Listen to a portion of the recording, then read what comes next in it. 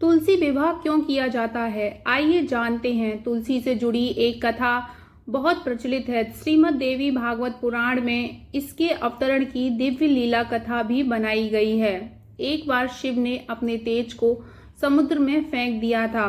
उससे एक महातेजस्वी बालक ने जन्म लिया। यह बालक आगे चलकर जालंधर के नाम से पराक्रमी दैत्य राजा बना। इसकी राजधानी का नाम जालंधर नगरी था। दैत्यराज कालनेमी की कन्या वृंदा का विवाह जालंधर से हुआ। जालंधर महाराक्षस था। अपनी सत्ता के मत में चूर उसने माता लक्ष्मी को पाने की कामना से युद्ध किया, परंतु समुद्र से ही उत्पन्न होने के कारण माता लक्ष्मी ने उसे अपने भाई के रूप में स्वीकार किया। वहां से पराजित होकर वह देवी पार्वती को पालने की लालसा से कैलाश पर्वत पर गया। भगवान देवादिदेव शिव का ही रूप धर माता पार्वती के समीप गया, परंतु मां ने अपने योग बल से उसे तुरंत पहचान लिया तथा वहां से अंतर्ध्यान हो गईं। देवी पार्वती ने क्रोधित होकर सारा वृतांत भगवान विष्णु को सुनाया। जालंधर की पत्नी वृंदा अत्यंत पतिव्रता स्त्री थी। उसी के पतिव्रत धर्म की शक्ति से जालंधर ना तो मारा जाता था और ना ही पराजित होता था। इसीलिए जालंधर का नाश करने के लिए वृंदा के पतिव्रत धर्म को भंग करना बहुत जरूरी था। इसी कारण भगवान विष्णु ऋषि का वेश धारण कर वन में जा पहुंचे, जहां वृंदा अकेली भ्रमण कर रही थी। भगवान के साथ दो मायावी राक्षस भी थे, जिन्हें देखकर वृंदा भयभीत हो गई।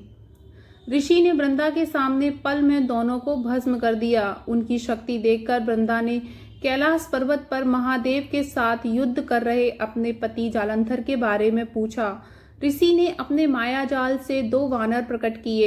एक वानर के हाथ में जालंधर का सर था तथा दूसरे के हाथ में धड़। अपने पति की यह दशा देखकर वृंदा मूर्छित होकर गिर पड़ी। होश में आने पर उन्होंने ऋषि रूपी भगवान से विनती की कि वह उसके पति की जीवित करें। भगवान ने उसकी अपनी माया से पुनः जालंधर का सर धड़ से जोड़ दिया, परंतु स्वयं भी वह उसी शरीर में प्रवेश कर गए। वृंदा को इस छल का जरा सा आभास न हुआ। जालंधर बने भगवान के साथ वृंदा पतिव्रता का व्यवहार करने लगी, जिससे उसका सतीत्व भंग हो गया। ऐसा होते ही वृंदा का पति जालंधर युद्ध में हार गया। इस सारी लीला का जब वृंदा को पता चला तो उसने क्रोध होकर भगवान विष्णु को शिला होने का श्राप दे दिया तथा स्वयं सती हो गई। जहाँ वृंदा भस्म हुई वहाँ तुलसी का पौधा होगा।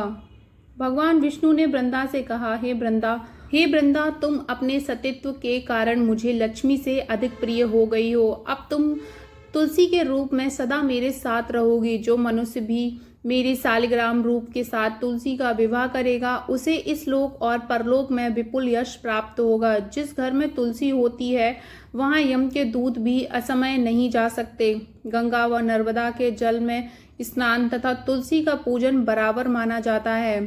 चाहे मनुष्य कितना भी पापी क्यों ना हो, मनुष्य मृत्यु के समय जिसके प्राण मंजरी रहित तुलसी और गंगाजल मुख में रखकर निकल जाते हैं, वह पापों से मुक्त होकर बैकुंठ धाम को प्राप्त होता है। जो मनुष्य तुलसी व आंवलों की छाया में अपने पितरों का श्राद्ध करता है, उसके पितर मोक्ष को प्राप्त हो जाते हैं।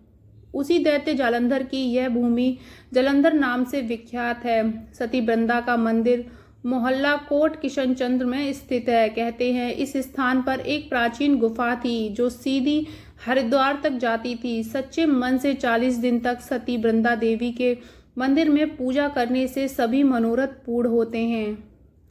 कहानी अगर आपको अच्छी लगे तो चैनल को सब्सक्राइब जरूर कर लें। राधे राधे।